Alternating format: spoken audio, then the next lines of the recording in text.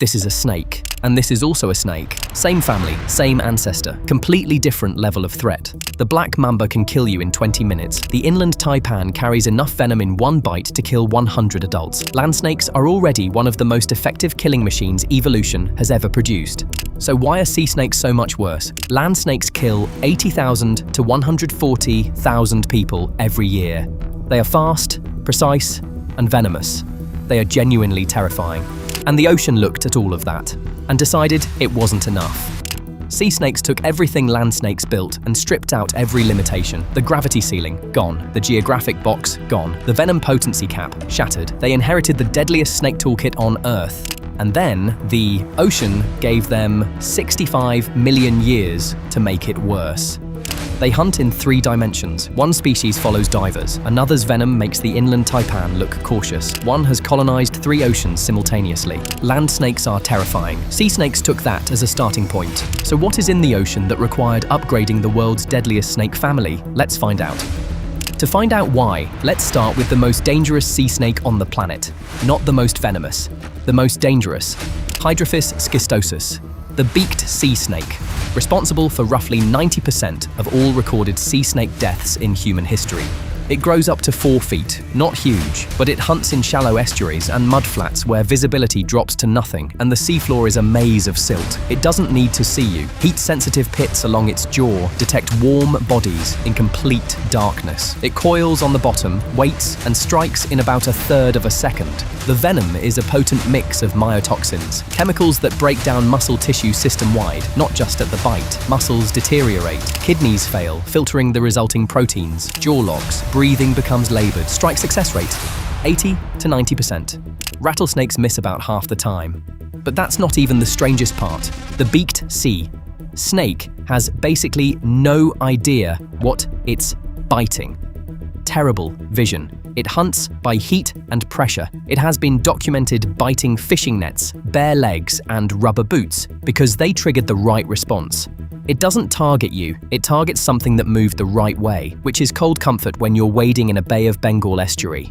Could it kill you, untreated? Potentially yes, but it's not hunting you, you're just occasionally in the wrong place. There are documented cases of beaked sea snakes drifting into fishing boat holds through drainage holes, coiling under cargo netting, and being found hours later by crew who assumed they were rope. Several fishermen were bitten, not in the water, but reaching into their own vessel. It didn't follow them, it just drifted in and waited. Land snakes are elite. The mamba, the taipan, the cobra, fast-acting neurotoxins, ambush precision, thermal detection. These took tens of millions of years to develop. They are genuinely sophisticated killing systems. But here's what land snakes don't face. Competition at scale. A black mamba doesn't compete against something bigger and faster for every single meal. Find prey, strike, eat. The pressure is real, but it has a ceiling. Coral reefs are not peaceful. They're crowded, competitive, and full of things with serrated teeth, crushing jaws, and 400 million years of practice eating each other. A reef fish is faster than a mouse, armored, and has 3 dimensions to escape into. One large reef fish is also worth weeks of caloric energy versus a mouse every few weeks. The ocean makes the payoff enormous, but the competition brutal. You either develop the tools to compete, or you lose. A sea snake can't just be a snake. It has to be a weapon. But the biggest factor in what the ocean does to these animals comes down to one word: gravity.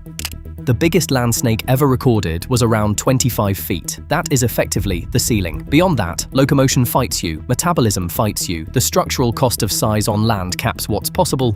In water, buoyancy removes that ceiling entirely. The water column holds the body, growing longer, heavier, more muscular. None of it fights you. Sea snakes can become physically capable in ways no land snake ever could.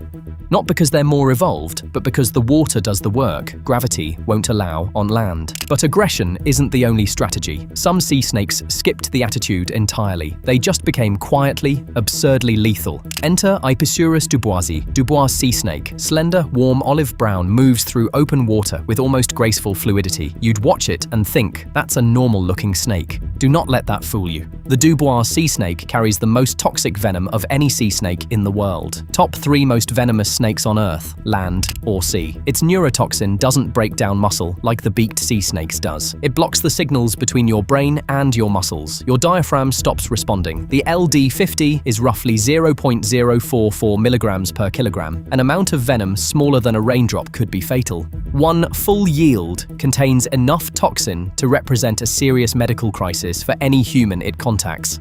The inland taipan, the most venomous land snake on Earth, requires more venom volume to achieve the same lethality. The Dubois wasn't optimized beyond land snakes because land snakes failed. It's because the ocean set a higher bar. The prey is faster, armored, and escaping in 3 dimensions. The chemical arms race here runs on a completely different scale. Here's where it gets disturbing. The Dubois sea snake is also not particularly aggressive. It doesn't seek confrontation. It just has the option, at all times, a nuclear warhead in calm diplomatic packaging. Chemical overkill isn't the only path. Some sea snakes just went heavy. Astrotia stokesi, Stokes' sea snake. Not the most toxic, the most physically imposing, around 6 feet long, but it's the girth that defines it. Where most sea snakes are garden hose diameter, Stokes' can be as wide as your forearm at the midsection. That bulk stores energy for long dives and provides anchoring power when holding prey. Its fangs are long enough to penetrate a wetsuit, and unlike most sea snakes, this one bites divers without much provocation. The venom hits both systems simultaneously. Neurotoxins shutting down your nervous system, myotoxins breaking down muscle tissue. It evolved hunting moray eels and large reef fish that will actively fight back. Overkill is the point. A land snake this heavy would lumber. The muscle-to-weight ratio that makes Stokes a threat underwater becomes a liability on land. Its entire body plan is enabled by buoyancy. Remove the water, remove the weapon. Physical mass and chemical lethality aren't the strangest thing the ocean produces. Sometimes it takes a venomous snake and makes it actively seek confrontation, not by accident, as a documented, repeatable behavior. Apisurus laevis, the olive sea snake, Great Barrier Reef permanent resident, smooth olive-brown scales up to 6.5 feet, moves through coral with the casual confidence of an animal that isn't worried about anything. You might feel the urge to get closer if you encounter one while diving. Do not get closer. During mating season, male olive sea snakes become actively aggressive toward divers, not reactive aggressive, behaviorally aggressive. They approach, investigate, follow, circle, bump into you. Scientists believe they're confusing divers for rival males, or in some cases for potential mates. Both interpretations are uncomfortable for obvious reasons. This is not a snake waiting to be provoked. This is a snake that has decided you are worth investigating and will spend several minutes making that point while you try not to panic. Its venom is a potent neurotoxin. In documented bite cases, severe enough to require anti-venom treatment. Researchers at the Great Barrier Reef have aborted dives because individual males trailed them for over 20 minutes across multiple depth changes. A land snake that followed a human would be a scientific anomaly. For the olive sea snake, it's just breeding season. No terrestrial snake has ever needed the behavioral complexity to recognize a rival, pursue it, and maintain that pursuit in 3-dimensional open water. This next one gets a lot of press, usually wrong press, because it represents the ocean's strangest trade-off, being extraordinarily venomous while being extraordinarily reluctant to use it. Hydrophis belcheri, Belcher's sea snake, frequently misidentified in popular media as the most venomous snake on Earth, which is actually close to true, but also misses the point entirely. Milligram for milligram, its venom is among the most potent neurotoxins in existence. The quantities required for human lethality are vanishingly small. In a purely chemical sense, this animal is extraordinary. But it is also extremely timid. Divers have held it, handled it, moved it, and received dry bites. No venom. Just a warning. Research suggests 75% of Belcher's sea snake bites inject no venom at all. It has a nuclear weapon and genuinely prefers not to use it. Marine researchers describe an animal that escapes before biting, dry bites multiple times before finally injecting, and actively retreats even when cornered. This specific combination, maximum toxicity, minimum aggression, has no land equivalent. In the ocean, wasting venom on a non-food interaction is metabolically expensive. There's no strategic benefit, so Belcher's evolved the most extreme chemical restraint in the snake world. A deterrent it genuinely prefers not to detonate. You won't believe what scientists found next. Every sea snake so far has a specific habitat, but one took a completely different path. Instead of adapting to an environment, it adapted to have no environment at all. Hydrophis platurus, the yellow-bellied sea snake, the most widely distributed snake on Earth. Bright yellow belly, dark back. A warning system that looks almost decorative. It lives in open ocean, not near reefs, not near coasts. hundreds of miles from land, riding oceanic convergence zones where debris and sea foam accumulate. It's been found in the Pacific, Indian, and Atlantic Oceans, the only sea snake with a truly global range. Its body is laterally flattened for efficient open water swimming. It doesn't fight currents, it reads them. It congregates at the sea surface microlayer, where small fish gather to feed on floating invertebrates. The snake stays still. The fish come to it. It can shed its outer skin to remove parasites, the only snake known to do this, and breathes partially through its skin, staying submerged up to 3 hours. Venom, neurotoxic, potent. One aggregation documented off Central America numbered in the thousands. Snakes stretched in a line for miles along a convergent zone. Yellow-bellied sea snakes have been collected alive thousands of miles from the nearest land. No terrestrial snake has ever adapted to have no fixed territory. Land snakes are constrained by temperature, moisture, geography.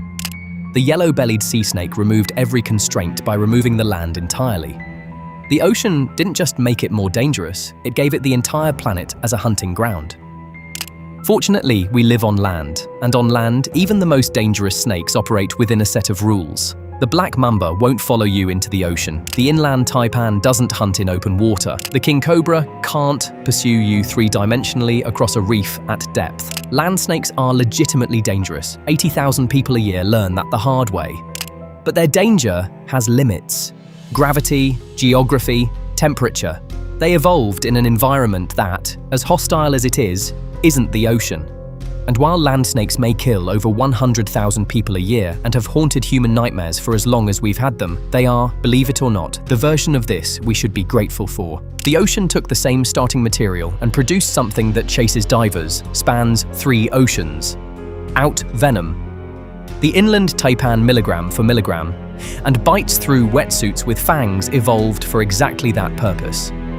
The ocean doesn't make animals more dangerous, it makes them more everything, and then it removes every sealing land ever put on them. What happens when you do that to a snake? Apparently, this. Thank you for watching, and I genuinely hope you enjoyed this one. Let me know in the comments what you'd like to see covered next. I do actually read all of them, even the ones that are just the names of animals you want to see suffer the same fate as these snakes, especially those, honestly. And if you want to see a video about sea creatures that are even more ancient than snakes, things that have been lurking in the deep for hundreds of millions of years and make everything we talked about today look like a starter pack, that video is right here. See you there.